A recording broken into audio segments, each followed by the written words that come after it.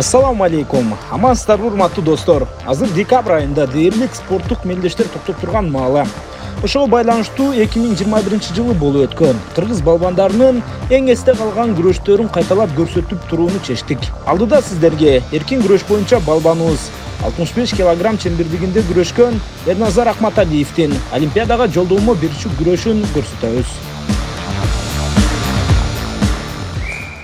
Достор, азыр килем ортосунда Олимпиада оюндарына жолдомо берүүчү лицензиялык мелдештин жарым финалында кыргызстандык Эрназар Акматалиев менен Өзбекстан Республикасынын атынан чыгып жаткан бир кездердеги Россиянын эң алдыңкы балбандарынын бири Ильяс Бекбулатов ал көк трико менен күрөш алып барат.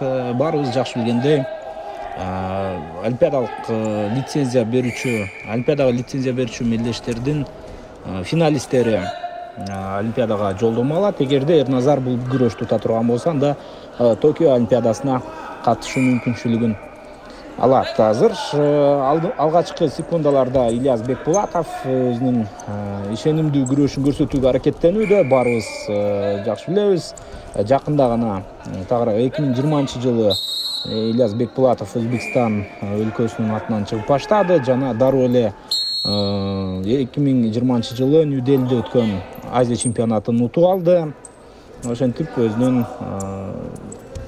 жолун Өзбекстан курама командасында өтө ишенимдүү баштады деп айтсак жаңылган болбойбуз. Ал буга чейин Россия курама командасынын катарында Европа чемпиону болгон жайы бар. Азыр дагы болсо Ильяс Бекбулатов Эрназардын бутуна жетти жана андан ары Эрназарды эмне кылат? Азырынча Эрназар жакшы эле коргонуп жаткан, бирок 2 упай кетти Ильяс Бекбулатовго жана нокаут ыкмасын жасоонун аракетин көрүүдө. Ильяс Бекбулатов ушунчалык бир ийкемдүү күрөшкөн балбандардын бири. Бул спортчу көпчүлүк ушул күрөш сүйүүчүлөрү Ильяс Бекбулатовду өзгөчө бир стилдин ээси деп дагы атап жүрүшөт. Азыр 4-0 эсебинде Өзбекстандык балбан ишенимдүү түрдө алдыга чыгууда. Эми Эрназар Акматалиев жаш балбан болгону 23 жашта. Андыктан Олимпиада оюндарына барууга дагы болсо мүмкүнчүлүктөрү бар. Бирок бул Олимпиада оюндарына барса, ал үчүн өзгөчө жакшы тажрыйба болмок. Азыр Эрназар акырындап чабуул уюштуруп баштады. 4 упай алдыга чыккандан кийин Бекбулатов көбүрөөк коргонууда жана жакшы кармады. Эрназар аягына чейин иштеши керек.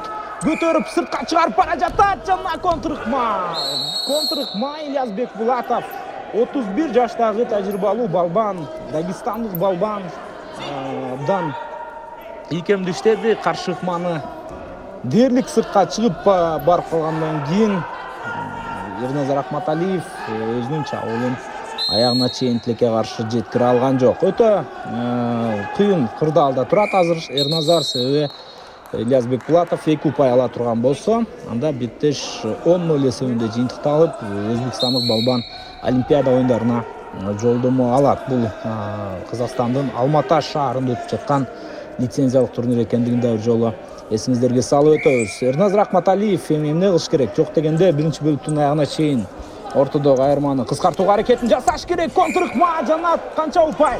4 упай Эрназарга берилди. Андан ары дагы да болсо жакшы чабуулду өнүктүрүүдө. Жок, 2 гана упай берген экен калыс. Эрназар азыр атаандашын таза дагысына басууга аракеттенүүдө жана жакшы кармап алган, өтө жакшы ортодогу калыс туше бере элек. Мынакей туше берди, урматтуу мекендештер.